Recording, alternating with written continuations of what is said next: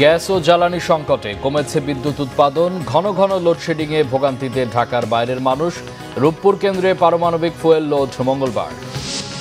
একনেক বৈঠকে প্রকল্প বাস্তবায়নে দীর্ঘসূত্রিতা পরিহার ও ব্যয় সংকোচনের নির্দেশ প্রধানমন্ত্রীর। এমপিদের বিনা শুল্কে গাড়ি আমদানির সুবিধা বাতিল।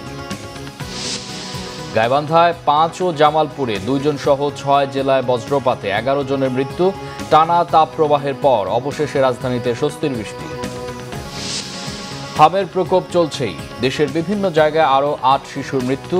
একদিনে সর্বোচ্চ 1421 জন আক্রান্ত, আরও ভয়াবহ পরিস্থিতির শঙ্কা। দেখছিলেন ক্রাউন সিমেন্ট সংবাদ শিরোনাম। গ্যাস ও জ্বালানি সংকটে কমেছে বিদ্যুৎ উৎপাদন। তীব্র তাপদাহের সাথে ঘন ঘন লোডশেডিংয়ে ভোগান্তিতে ঢাকার বাইরের মানুষ। সরকারি তথ্য অনুযায়ী শনিবার গড়ে লোডশেডিং ছিল 2500 মেগাওয়াট। জ্বালানি সংকট ও রক্ষণাবেক্ষণ সহ বেশ কিছুদিন বন্ধ বৃষ্টির মতো বিদ্যুৎ কেন্দ্র। শিগগিরই এই পরিস্থিতি থেকে উত্তরণের সম্ভাবনা দেখছেন না বিদ্যুৎ ও জ্বালানি বিশ্লেষকরা। রিপোর্ট রিশান নাস্ট্রোলার। বিদ্যুৎ বিভাগের তথ্য বলছে, শনিবার দেশে বিদ্যুতের সর্বোচ্চ চাহিদা ছিল 16,890 মেগাওয়াট। সরবরাহ করা গেছে 14,712 মেগাওয়াট, অর্থাৎ ঘাটতি ছিল 2,178 মেগাওয়াট। জ্বালানি সংকটে বিদ্যুতের উৎপাদন কমে যাওয়ায় চলতি মাসের শুরু থেকেই গ্রামে লোডশেডিং দেওয়া শুরু করে সরকার। এরই মধ্যে কাপ্তাই জলবিদ্যুৎ কেন্দ্রের 4টি ইউনিট বন্ধ। কয়লা সংকটে উৎপাদন কমে যাওয়া এবং আদানির বিদ্যুৎ সরবরাহ অর্ধেকে নেমে আসায় সরবরাহ সংকট শুরু হয়। পরিস্থিতি মোকাবেলায় রাজধানীতেও লোডশেডিং এর সিদ্ধান্ত নেয় সরকার। এরপরও পরিস্থিতির কোনো উন্নতি হয়নি। কারেন্ট তো এমনি থাকে না সারাদিন, তারপরেও একটু একটু আসে, ঘন্টাখানেক দেয়। সারাদিনে 3-4 ঘন্টা পাই আমরা। বাইরে তো এমনি ব্যবসা গরম, কারেন্ট তো থাকে না, 2 ঘন্টা 1 ঘন্টা পরে আসে আবার যায়। সন্ধ্যাকালীন তো একদম বন্ধ। 15-20 বার লোডশেডিং, 1 ঘন্টা পর 10 মিনিট পর কারেন্ট চলে যায়। এই অতিষ্ঠ গরমের ভিতর মানুষ আরো অতিষ্ঠ হয়ে যাচ্ছে। কারেন্টের জ্বালায় কাজও করতে পারতেছি না ঠিক মতো। রাতে ঘুমাইতে গেছি, কারেন্ট নাই। কালকে রাত্রে 3 বার ঘুম ভাঙছে। বিদ্যুৎ ও জ্বালানি বিশেষজ্ঞরা বলছেন, গ্যাস ও তেলের জটিলতা না কাটলে অবস্থার উন্নতি হবে না। ভবিষ্যৎ সংকটের বিষয়টি চিন্তা করে সরকারকে নবায়নযোগ্য জ্বালানির ব্যবহার বাড়ানোর পরামর্শ তাদের। লোডশেডিং বাড়বে, যত দাম বাড়বে জ্বালানি তেলের আন্তর্জাতিক বাজারে তত লোডশেডিং বাড়বে। চাহিদা যত বাড়বে তত লোডশেডিং বাড়বে। কারণ জ্বালানি তেল আমদানি করে পাওয়ার প্ল্যান্ট জ্বালানির মধ্যে আর্থিক সক্ষমতা সরকারের নেই। এরপরে সরকার দাম বাড়াবে। সব কয়লা ভিত্তিক পাওয়ার প্ল্যান্টে সাফিসিয়েন্ট কয়লা নাই, যে কারণে 3000 মেগাওয়াট, 3200 মেগাওয়াট, 2800 মেগাওয়াট জেনারেট করতে হচ্ছে। কাজে তেলের উপর চাহিদা বাড়ছে। অন্যদিকে গ্যাসও আমাদের যেহেতু ক্রমশ কমে আসছে, তেলের উপর চাপ পড়েছে। এখন আমার যদি 2-3 হাজার মেগাওয়াট নবায়নযোগ্য জ্বালানি থাকতো, তাহলে কি হতো? দিনের বেলায় যে তেল ব্যবহার করতাম সেটা আমরা কিন্তু অফসেট করতে পারতাম। সেটা আমাদের সাশ্রয় যেমন করতো, তেমনি আমদানিও খরচও বাঁচাতো।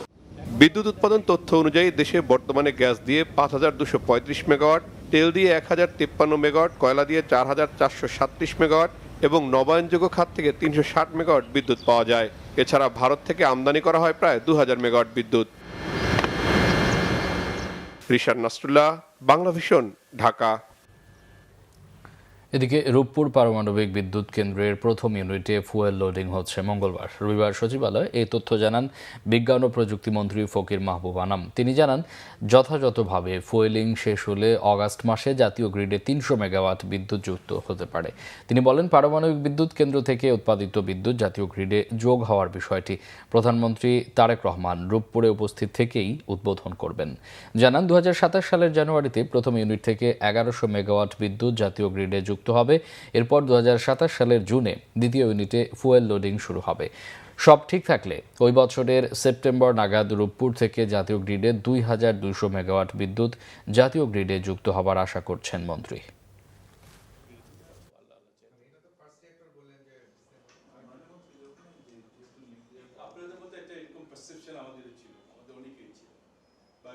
পাবো আমরা আপনার sometimes second week of August and in between second week to third week of August এর মধ্যে আমরা ইনশাল্লাহ 300 মেগাওয়াট বিদ্যুৎ আমরা ন্যাশনাল গ্রিডে দিব ইনশাল্লাহ। তখন আমাদের মাননীয় প্রধানমন্ত্রী উনি তখন উদ্বোধন করবেন। এটা যখন আমরা বিদ্যুৎটা দেখবো যে আমরা গ্রিডে দিয়েছি, আল্লাহ চাইতে তখন ওনাকে দিয়ে আমরা মাননীয় প্রধানমন্ত্রীকে দিয়ে এটাকে উদ্বোধন করা বাবার ফুল সিং এ যেটা আপনার রিয়েক্টর নাম্বার 1 আল্লাহ চাইতে end of this year or first week of January 2027. অন্যদিকে ফিলিং স্টেশনগুলোতে জ্বালানি তেলের সরবরাহ বৃদ্ধির পর থেকেই ঢাকায় ভোগান্তি কিছুটা কমেছে। কয়েকদিন আগেও যেখানে রাজধানীর পাম্পগুলো থেকে জ্বালানি সংগ্রহে গ্রাহকদের অপেক্ষা করতে হয়েছে 5 থেকে 7 ঘন্টা, এখন আধা ঘন্টা থেকে 1.5 ঘন্টায় জ্বালানি তেল সংগ্রহ করতে পারছেন গ্রাহকরা। নাবিল জাহাঙ্গীরের রিপোর্ট। ইরান যুদ্ধে বিশ্বজুড়ে সৃষ্ট জ্বালানি সংকটের ভার বইতে হচ্ছে বাংলাদেশকেও। ফিলিং স্টেশনগুলোতে জ্বালানি সংগ্রহে চালকদের অপেক্ষা করতে হয়েছে ঘন্টার পর ঘন্টা। তবে সরকারের নানা উদ্যোগের ফলে সেই চিত্র বদলাতে শুরু করেছে। রবিবার রাজধানীর একাধিক পেট্রোল পাম্প ঘুরে দেখা গেল জ্বালানি সংগ্রহে অপেক্ষার সময় কমেছে। মহাখালীর ইউরেকা ফিলিং স্টেশনে গ্রাহকরা জ্বালানি পাচ্ছেন 30 থেকে 45 মিনিটের অপেক্ষায়। অন্যদিকে বিজয় সরণি ট্রাস্ট ফিলিং স্টেশনে জ্বালানির জন্য অপেক্ষা করতে হচ্ছে 60 থেকে 90 মিনিট। আজকে 35 মিনিট লাইন পাই, আগে তো 6 ঘন্টা 7 ঘন্টা লাইনে দাঁড়াইয়া তারপর তেল পাইছি। ভালো এখন ভালো কন্টিনিউ লোকজন তেল পাচ্ছে, কোনো সমস্যা নাই। যার যেটুকু নেওয়ার কথা সেটুকুই পাচ্ছে, আল্লাহর মধ্যে কোনো সমস্যা নেই এখন। আজকে ভাই 30 মিনিটের মতো ছিলাম, একটু স্বস্তি পাইছি ভাই আর কি। এতদিন লাগছে 4 ঘন্টা 5 ঘন্টা, ট্রাস্টে অনেক লম্বা সিরিয়াল ছিল। আজকে মোটামুটি এখানে সুবিধা হয়েছে আর কি। এখন তেলের অবস্থা, তেল বাড়ানি ভর থেকে মোটামুটি ভালোই তেল পাইতেছি আমরা। আগে যে কোনো পাম্পে অনেক লম্বা সিরিয়াল আছেন, এবং সিরিয়াল অনেক কাছে পাওয়া যাইতেছে। পাম্প সংশ্লিষ্টরা বলছেন বাইকারদের জন্য ফুয়েল পাসের ব্যবস্থা করায় এবং ডিপো থেকে পাম্প প্রতি তেলের সরবরাহ বাড়িয়ে দেয় গ্রাহকদের দুর্ভোগ কিছুটা কমে আসছে। তেলের লাইন কমার কারণ হলো গত বুধবার থেকে আমাদেরকে আগের চেয়ে সাপ্লাই বেশি দিচ্ছে। যেমন এই যখন সংকটটা শুরু হলো আমাদেরকে প্রতিদিন 9,000 লিটার তেল দিত, গত বুধবার থেকে এটা 13,500, বৃহস্পতিবার 18,000, শনিবার দিন আবার 18,000, আজকে আবার 13,500। এই সাপ্লাই বাড়ার কারণে আপনার তেলের লাইনটা আগের থেকে অনেকটা কমে গেছে। এদিকে জ্বালানি তেলের দাম বাড়লেও দুর্ভোগ কমে আসায় স্বস্তি প্রকাশ করছেন গ্রাহকরা। নাবিল জাহাঙ্গীর, বাংলাভিশন, ঢাকা। প্রকল্প বাস্তবায়নের ক্ষেত্রে দীর্ঘসূত্রিতা পরিহারের পাশাপাশি ব্যয় সংকোচনের নির্দেশ দিয়েছেন প্রধানমন্ত্রী তারেক রহমান। সচিবালয়ে একনেক বৈঠকে প্রায় 13,500 কোটি টাকার 14টি প্রকল্প অনুমোদন দেওয়া হয়েছে। এছাড়া প্রকল্পগুলো জনগণের জন্য কতটুকু সামঞ্জস্যপূর্ণ তাও খতিয়ে দেখতে বলেছেন প্রধানমন্ত্রী। রিপোর্ট সৈয়দ আব্দুল মুহিতের। দায়িত্ব নেওয়ার পর বিএনপি সরকারের দ্বিতীয় জাতীয় অর্থনীতি পরিষদের নির্বাহী কমিটি একনেক বৈঠক হয় সচিবালয়ে। এতে সভাপতিত্ব করেন প্রধানমন্ত্রী তারেক রহমান। বৈঠকে মোট 17টি প্রকল্পের মধ্যে পরিকল্পনা কমিশনের আর্থসামাজিক অবকাঠামো বিভাগের 4টি, কৃষি পানি সম্পদ ও পল্লী প্রতিষ্ঠান বিভাগের 2টি এবং ভৌত অবকাঠামো বিভাগের 11টি প্রকল্প রয়েছে। পরে বৈঠকের বিস্তারিত জানান পরিকল্পনা প্রতিমন্ত্রী মোহাম্মদ জোনায়েদ আব্দুর রহিম সাকি। তিনি জানান 17টি প্রকল্পের মধ্যে 6টি নতুন, 7টি সংশোধিত এবং 4টি শর্ত সাপেক্ষে অনুমোদন দেওয়া হয়েছে। 17টি প্রকল্প টেবিলে উত্থাপিত হয়েছিল, 15টি নিয়ে আলোচনা হয়েছে। তার মধ্যে 6টি নতুন প্রকল্প আছে 17টির মধ্যে, 7টি বললাম যে সংশোধিত এবং 4টি মেয়াদ বৃদ্ধি। তো 15টি প্রকল্পের অধিকাংশই পাশ হয়েছে। তিনি জানান কয়েকটি প্রকল্প শর্ত সাপেক্ষে কিছু তদন্তের পর অনুমোদন দেওয়া হয়েছে। মাননীয় প্রধানমন্ত্রীর নির্দেশটা খুব স্পষ্ট, সেটা হচ্ছে আমাদের সাশ্রয়ী হতে হবে ব্যয়ের দিক থেকে, 1 নম্বর। 2 নম্বর হচ্ছে যে ব্যয়গুলো কোন কোন খাতে হচ্ছে সেগুলো যৌক্তিকতা নির্ধারণ করতে হবে। 3 নম্বর হচ্ছে যে যে প্রকল্পগুলোই নেওয়া হয়েছে সেগুলো আসলে কতটা সামগ্রিকভাবে আমাদের জনগণের জীবনে যে উন্নতির চিন্তা করা হয়েছে, বিশেষত বর্তমান সরকার তার যে প্রতিশ্রুত তার যে নির্বাচনী ইস্তেহার, তাদের পরিকল্পনা, 31 দফা কর্মসূচি, সবগুলোর সাথে সামঞ্জস্যপূর্ণ কতটা, এই সবগুলো দিক পরীক্ষা নিরীক্ষা করার জন্য নির্দেশনাটা আগে এসছে। সচিবালয়ে নতুন ভবন নির্মাণের বিষয়ে সরকারের ভিন্ন প্রস্তাব আছে বলেও জানান প্রতিমন্ত্রী। সৈয়দ আব্দুল মুহিত, বাংলাভিশন, ঢাকা।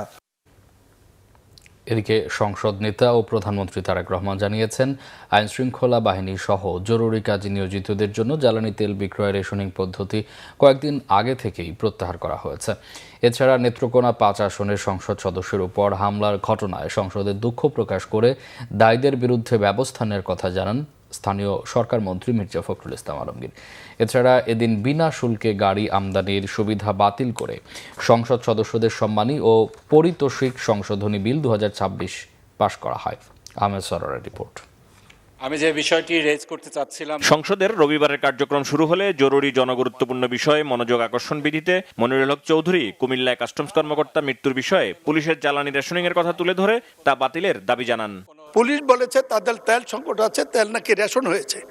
পুলিশকে তেল রেশন না করলেও আমি মনে করি অসুবিধা হবে না। এমনি আইন শৃঙ্খলা পরিস্থিতির উন্নতির দিকে আমি স্বরাষ্ট্রমন্ত্রী এখানে নাই, মাননীয় প্রধানমন্ত্রীর দৃষ্টি আকর্ষণ করব। এই ব্যাপারটি পুলিশের তেল রেশন, আইন শৃঙ্খলা বাহিনীর তেল রেশন অবিলম্বে প্রত্যাহার করা হোক, নাইলে আইন শৃঙ্খলা সংকট সৃষ্টি হবে। এর উত্তরে প্রধানমন্ত্রী জানান, আইন শৃঙ্খলা বাহিনীর জন্য রেশনিং এর বিষয়টি আগেই বাতিল করা হয়েছে। সংসদ যে কনসার্নটি এক্সপ্রেস করেছেন এই বিষয়টি এরই মধ্যে আমরা অ্যাড্রেস করেছি। পুলিশ সহ এমার্জেন্সি বাহিনী যারা আছে, পুলিশ হোক, অ্যাম্বুলেন্স হোক, ফায়ার ব্রিগেড, এই জাতীয় যারা আছে তাদের উপর থেকে এই যে এম্বার্গোটা ছিল এটা সরিয়ে নেওয়া হয়েছে। এটা আরো 2 দিন আগে এই সিদ্ধান্তটি আমরা গ্রহণ করেছি, 2 দিন আগে এটি ক্লিয়ার করে দেওয়া হয়েছে। কাজে আশা করি ইনশাল্লাহ এই সমস্যা আর হওয়ার কথা না।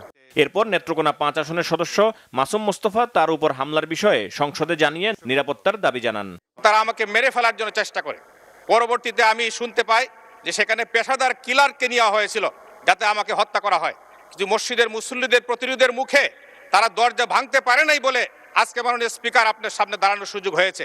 না হয় হয়তো আজকে আমার জন্য এখানে শোক প্রস্তাব আনতে হতো এবং আমার জন্য হয়তো আপনারা 1 মিনিট নিরাপত্তা পালন করতেন।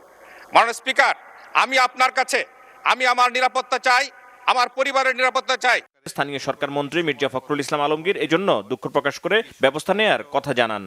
আমাদের সংসদ নেতা পাশেই বসে আছেন, তিনি আমাকে বলেছেন যে তিনি নিশ্চিত করবেন যেন এটা সুষ্ঠু একটি তদন্ত হয়, প্রকৃত অপরাধীদের খুঁজে বের করে তাদেরকে শাস্তি প্রদান করা হবে। 9 জন গ্রেপ্তার হয়েছে এবং এটা আরও সুষ্ঠু তদন্ত করে অবশ্যই তাদেরকে ব্যবস্থা দেওয়া হবে তাদের বিরুদ্ধে। এরপর চিফ হুইপ জ্বালানি সমস্যার বিষয়ে 10 সদস্যের বিশেষ কমিটি গঠনের কথা জানিয়ে প্রস্তাব উত্থাপন করেন।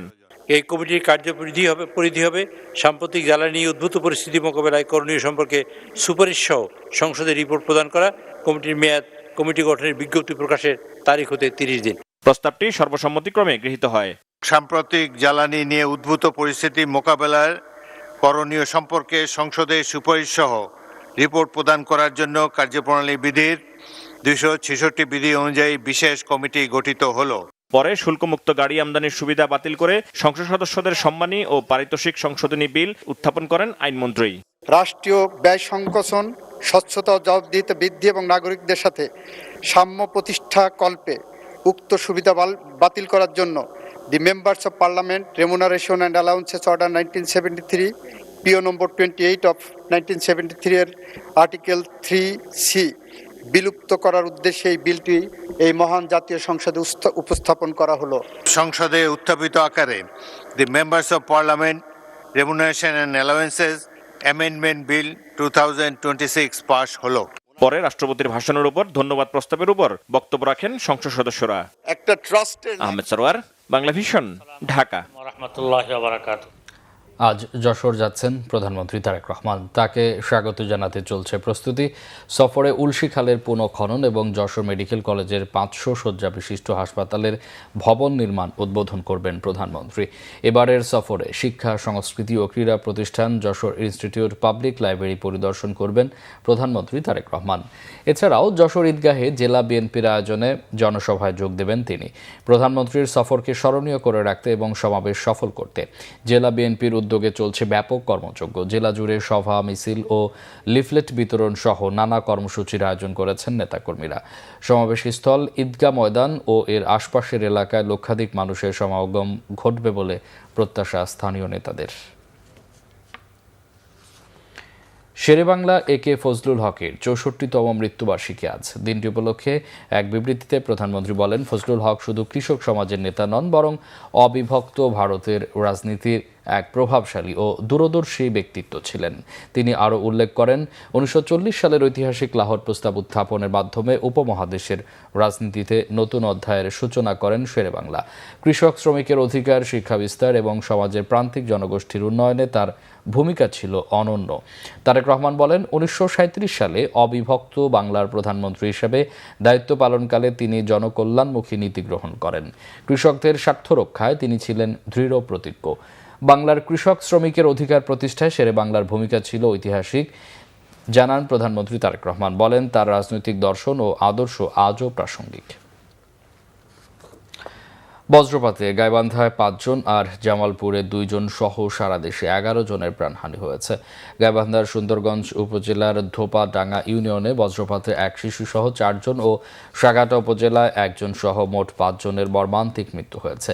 রবিবার বিকেলে সুন্দরগঞ্জ ও সাগাটা উপজেলায় এই দুর্ঘটনা ঘটে। এলাকাবাসী ও প্রত্যক্ষদর্শীরা জানায়, বিকেল 4টার দিকে হঠাৎ বজ্রসহ বৃষ্টি শুরু হয়। এ সময় তারা বাড়ির বারান্দায় বসে গল্প করছিলেন। হঠাৎ তাদের উপর সরাসরি বজ্রপাত হলে ঘটনাস্থলে 4 জন প্রাণ হারান, অপরজন মাঠে ছাগল আনতে গিয়ে মারা যান। এছাড়া বজ্রপাতে জামালপুরে 2 জন, সিরাজগঞ্জে 1 জন, নাটোরে 1, পঞ্চগড়ে 1 ও বগুড়ায় 1 জন সহ সারা দেশে 11 জনের মৃত্যু হয়েছে। এদিকে টানা কয়েকদিন তাপপ্রবাহের পর অবশেষে স্বস্তির বৃষ্টি হলো রাজধানীতে। বৃষ্টির ছোঁয়ায় সিক্ত ঢাকাবাসী। রবিবার বিকেল থেকে মুষলধারে বৃষ্টি হয় ঢাকায়। গত কয়েকদিন তীব্র তাপপ্রবাহ বয়ে গেছে রাজধানী সহ দেশের অন্যান্য জেলার উপর দিয়ে। এ সময় রাজশাহীতে দেশের সর্বোচ্চ তাপমাত্রা রেকর্ড করা হয় 40 ডিগ্রি সেলসিয়াস। আগামী 2-1 দিনের মধ্যেই তাপমাত্রা সহনীয় পর্যায়ে আসতে পারে বলে জানিয়েছেন আবহাওয়াবিদ মোহাম্মদ ওমর ফারুক। একই সাথে দমকা হাওয়া সহ বৃষ্টির পূর্বাভাসের কথা বলেন তিনি। বজ্রপাতের সময় নিরাপদ স্থানে থাকার পরামর্শ দিয়েছেন এই আবহাওয়াবিদ। পরবর্তী 2 দিনের জন্য ভারী থেকে অতি ভারী বর্ষণ একটা সতর্কবার্তা জারি করেছি। পাশাপাশি রংপুর, ঢাকা, ময়মনসিংহ এবং সিলেট এই 4টা বিভাগের জন্য আজকে দুপুর 12টা থেকে পরবর্তী 2 দিনের জন্য কালবৈশাখী 60 থেকে 80 কিলোমিটার বা তারও অধিক বেগে কালবৈশাখী ঝড়ের একটা পূর্বাভাস জারি করেছি। হাম উপসর্গে আরও 8 শিশুর মৃত্যু হয়েছে। নতুন করে আক্রান্তের সংখ্যা 1421 জন, যা এই পর্যন্ত একদিন আক্রান্তের সর্বোচ্চ রেকর্ড। জনস্বাস্থ্য বিশেষজ্ঞরা বলছেন, সঠিক পদ্ধতি না মানলে পরিস্থিতি আরও ভয়াবহ হতে পারে। এই পরিস্থিতিতে তাদের কেউ স্বাস্থ্যের জরুরি অবস্থা ঘোষণা করার পরামর্শ দিয়েছেন। রিপোর্ট করছেন আসমা আক্তার নূপুর। প্রতিদিনই বাড়ছে হাম আক্রান্তের সংখ্যা, দীর্ঘ হচ্ছে মৃত্যুর মিছিল, বাড়ছে উদ্বেগ। স্বাস্থ্য অধিদপ্তরের তথ্য অনুযায়ী 15 মার্চ থেকে 25 এপ্রিল পর্যন্ত সন্দেহজনক হামে 216 শিশুর মৃত্যু হয়েছে, আর নিশ্চিত হামে মৃত্যু 43 জনের। এ সময়ে নিশ্চিত হাম রোগীর সংখ্যা 4603 জন। সন্দেহজনক হাম রোগে হাসপাতালে ভর্তি হয়েছে 21434 জন। একই সময়ে সুস্থ হয়ে হাসপাতাল ছেড়ে গেছে 17955 জন। হাম প্রতিরোধযোগ্য হওয়ার পরও ঝরে যাচ্ছে শিশুদের প্রাণ। দেশের 61টি জেলায় ছড়িয়ে পড়েছে সংক্রমণ। মাত্র 1 মাসের কিছু বেশি সময়ে মৃত্যুর শিকার 2 শতাধিক শিশু, বেশিরভাগেরই বয়স 5 বছরের কম। প্রশ্ন উঠেছে, এসব মৃত্যু কি অবশ্যম্ভাবী নাকি অব্যবস্থাপনা ও অবহেলার ফল? দুটো শর্ত পূরণ করতে হবে সংক্রমণ কমার জন্য। একটা হচ্ছে যে টিকা দেওয়ার পরে 4 সপ্তাহ অপেক্ষা করতে হবে। দ্বিতীয় হচ্ছে যে যেখানে উপদ্রুত এলাকা হামের প্রাদুর্ভাব মহামারী ঘটেছে, সেই অঞ্চলে বা সেই পাড়াতে 95% শিশুকে টিকা দিতে হবে। এ দুটো হলেই কিন্তু আপনার 95% টিকা দেওয়া হলে আমি হামের রোগী আর পাবো না, রোগী কমে আসবে। রোগী কমে আসার সঙ্গে সঙ্গে কিন্তু মৃত্যুটা কমে আসবে না, কারণ যারা ইতিমধ্যে সংক্রমিত হয়ে যাবে তাদের মধ্যে কেউ যেহেতু আমরা সমস্ত দরিদ্র পরিবারের শিশু যারা সবচেয়ে বেশি জটিলতায় ভুগছে, তাদেরকে ভিটামিন এ কিন্তু খাওয়াতে পারছি না। টিকা দেওয়ার সময় ভিটামিন এ দেওয়া যাচ্ছে না। হাসপাতালে চিকিৎসার সময় ভিটামিন এ দেওয়ার কথা, কিন্তু আমি জেনেছি যে সবাইকেই ভিটামিন এ ক্যাপসুল দেওয়া যাচ্ছে না। এটার ঘাটতি আছে। বিশেষজ্ঞদের মতে আক্রান্তের সংখ্যা কমতে থাকলেও মৃত্যুর হার কমতে আরও অন্তত 2 মাস লাগবে। এ অবস্থায় টিকাদান জোরদার করা, চিকিৎসা সেবা গ্রাম পর্যায়ে ছড়িয়ে দেয়া এবং জরুরি স্বাস্থ্য অবস্থা ঘোষণার পরামর্শ তাদের। তো স্বাস্থ্যের দুর্যোগ আগাম মোকাবেলা করবার জন্য যারা রোগতাত্ত্বিক প্রতিষ্ঠান, তাদেরকে আরও শক্তিশালী করতে হবে। তারপরেও কিন্তু দুর্যোগটা আছড়ে পড়বে আমাদের দেশে। সেই দুর্যোগটা আছড়ে পড়ার সময় যেন আমরা ক্ষয়ক্ষতিটা নিম্নতম পর্যায়ে আনতে পারি, সেই ব্যবস্থা কিন্তু আমরা করতে পারি। আমাদের যেই সম্পদ আছে, মানব সম্পদ এবং অন্যান্য সরঞ্জামাদি, সেটা যদি আমরা একটু পুনর্বিন্যাস করি, এটা দিয়ে কিন্তু আমরা এই ধরনের হামের মতো প্রতিরোধযোগ্য অসুখ থেকে শিশুদের জীবনটা আমরা বাঁচাতে পারি। স্বাস্থ্য অধিদপ্তরের দেয়া শিশু মৃত্যুর তথ্য যেন শুধু সংখ্যা না হয়ে একটি সতর্ক বার্তা হয়, সেই তাগিদ বিশেষজ্ঞদের।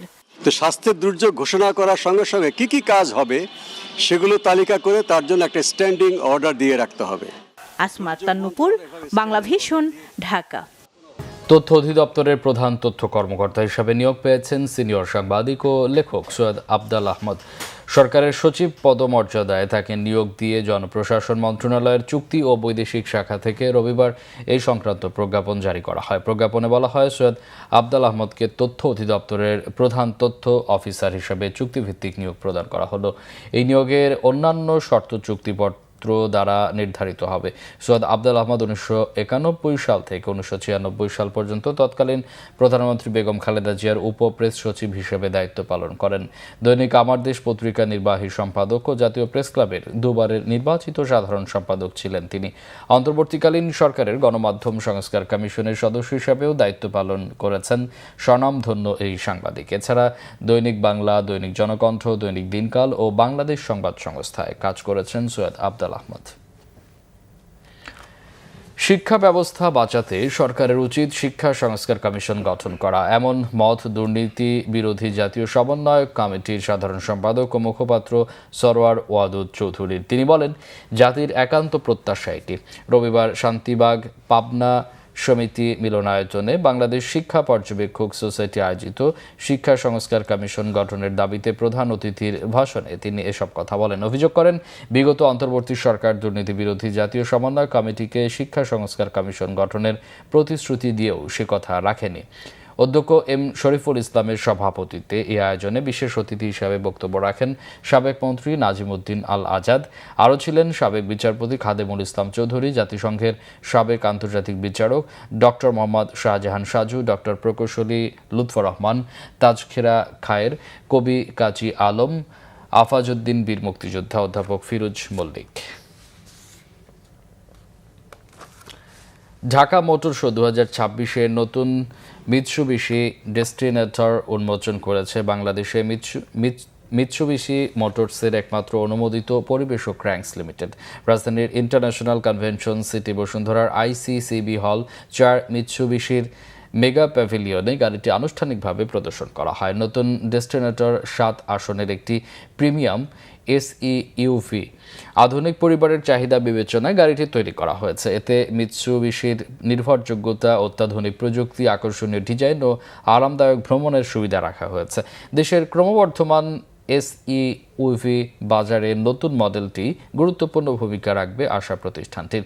উদ্বোধনী অনুষ্ঠানে র্যাঙ্কস লিমিটেডের CEO মইদুর রহমান তানভীর বলেন, নতুন ডেস্টিনেটর দেশের গাড়ির বাজারে গেম চেঞ্জার হতে যাচ্ছে।